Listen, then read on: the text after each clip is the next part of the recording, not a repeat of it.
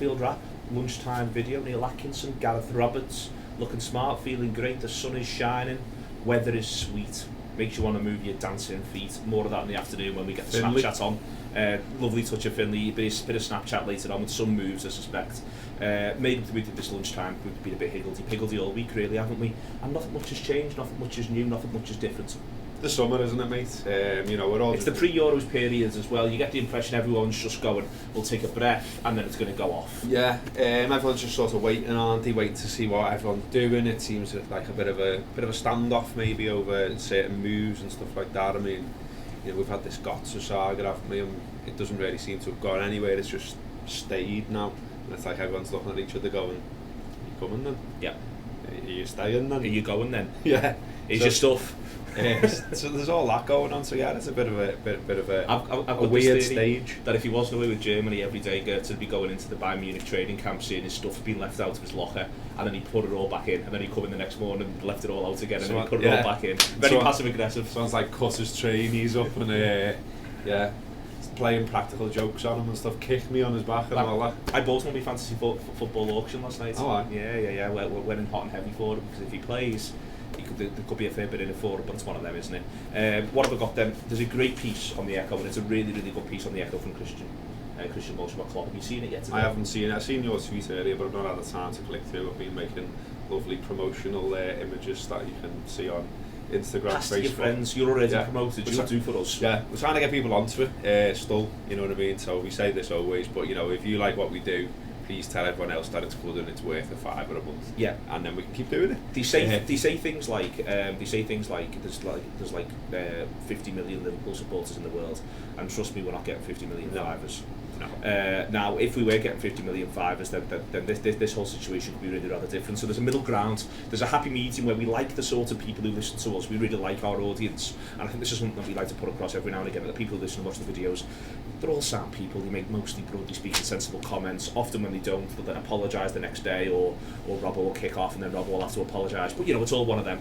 We like one another. We all get on really, really well. So if you know more like-minded Reds, don't just be, you know, we're quite picky.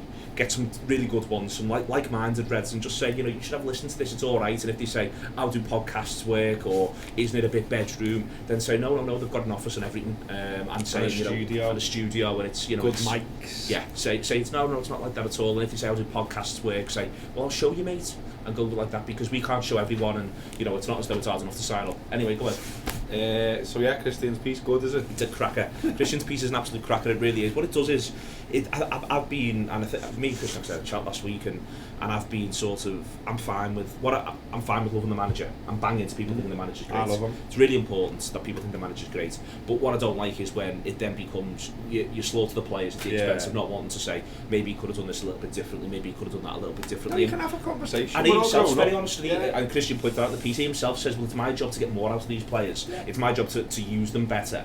And I think it's important to have that honesty, I think, and he's open to it, so we may as well go for it. So for instance, don't tell me that X is terrible when it's patently not the case. Don't slaughter all the lads who played the final, for instance, when they're the lads who played in the semi-final, when they're the lads who played in the quarter-final, gave you a great night, you know what I mean? And don't say the quarter-final's all in.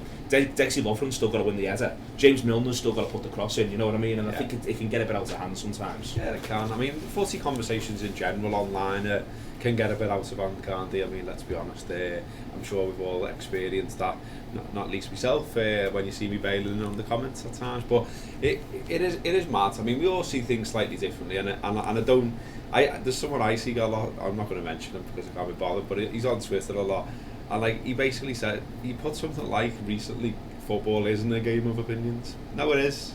It really is. Because we like different things, we're different human beings, our brains work in different ways, we think different things on the pitch are a good thing and a bad thing, and a thing that wins you games and doesn't, and etc. So, you know, and it's great. I love it. I love the conversation. I think it's great, but it's mad when you almost get abuse because you like one player and this fella doesn't, or whatever. And like we've had a laugh over that a few times. I mean, quite a few of us, you know, we think Lallana is a good player. What's wrong with that? Yeah, okay, he doesn't bang in 25 a season, and it'd be great if he did, but it's just all right for us to say we think he's all right. You know, don't get angry about it. It's one of them. He's probably all right. They're mostly all right. That's the other thing as well. But some might suit one manager more than another. And we want better ones, and of course we do, and that's what fans do. And it'd be great if we did sign some better ones. Let's see. Let's just go from there and enjoy ourselves. One of our better ones, though, linked again with PSG today, Coutinho. Oh yeah, I'm not having this. I'm not having this. I don't see why Liverpool sell him under any circumstances. And B, Coutinho to me seems pretty settled in Liverpool. He's never rocked the boat. There's never been any stories about him, or, that sort of thing. There's always plenty of pictures of him smiling with his family and all the rest of it. Seems to have settled in, and I think I seen a list some time back of how much everyone earns and all that, and he's not at the very top, is he? And that made me think, well, maybe he should be. Maybe he should be, but also he doesn't seem to be agitating over the fact that was going to be my point. So overall, he's to me he seems a settled player, and he got his extension. I'd be very surprised to see him moving anywhere this summer. Yeah, he got his extension. I think at the same time Sturridge got his, and Sturridge ended up being Liverpool's top earner because Suarez had gone as well, and Gerrard was on the way. But I think as well that there was a thing there where he was just almost like, oh no, we're quite happy because I think the funny thing about Coutinho is he's had the big move to Inter Milan and seen what it's like when that doesn't work. So he's got a place where he's getting his game on the regular basis and all that sort of stuff, and I think he could be quite happy. But you never know. The interesting one for me is he's been at Liverpool since 2013. We're not in the Champions League next season, and if he is, and it wouldn't be unreasonable possibly if he was one who's a bit like, you know what lads, I've given you 3 seasons now. It's 3.5 seasons now. I wouldn't mind the idea of playing some Champions League football. But there's a little quote, isn't he, which it could just be a throwaway comment, but this time of the year it's turned into an actual story, and it's like he said something along the lines of, he was talking about the Copa America, not English football, but he was basically saying I want to win trophies. Yeah. But he was talking about the Copa America. But that's obviously now like what you've just done, where people are going, well, he's not winning the mirror at the moment, so maybe he is getting upset and blah blah blah blah blah, and maybe he is fishing for a move. Well, there's in general there's a current madness of English football which we've spoken about in different places. I keep saying this. If I was to say to you now the next season's top 4 will be Chelsea, Liverpool, Manchester United, and West Ham, you wouldn't go, whoa, that's mad. That's literally 4 different teams to last season's top 4, and I think that there is a problem in terms of, like, for instance, you couldn't even say to Coutinho, you know what, mate, go to Arsenal, you'd be guaranteed all sorts. But Arsenal have won 2 FA Cups and that's it in the last 12 seasons or something mad like that. So I think it's really, really hard in general, and I'm just using that as an example for Coutinho, but even for all players now. And that's why for me, even if we'd have gone in the Champions League through the Europa League, well, if an agent's got a worry about Liverpool, they can say, well, they might be in it next season. But next season there's no guarantees, and the season after there's no guarantees for anybody really, and that's the really strange. That's a really good thing, but it's a really strange thing. Yeah, I mean, the other thing that was on Coutinho is it feels he gets his game at Liverpool, doesn't he? And I just think if he goes somewhere else, PSG have got a fair bit of money, and they could obviously put the money on the table that would tempt Liverpool eventually, tempt him probably. So in that respect, maybe there is something in it. But does he get his game there every week? Like he is, like at Liverpool, he's almost guaranteed in the 11 every week, and so that's surely got to come into the thinking too. So, yeah, I'm not sure. I mean, I've not had a proper look. Where's it coming from? What's the source? It's not quite as respectable as you'd. Well, you'd be glad it's not quite as respectable as it could be. Of course, offside.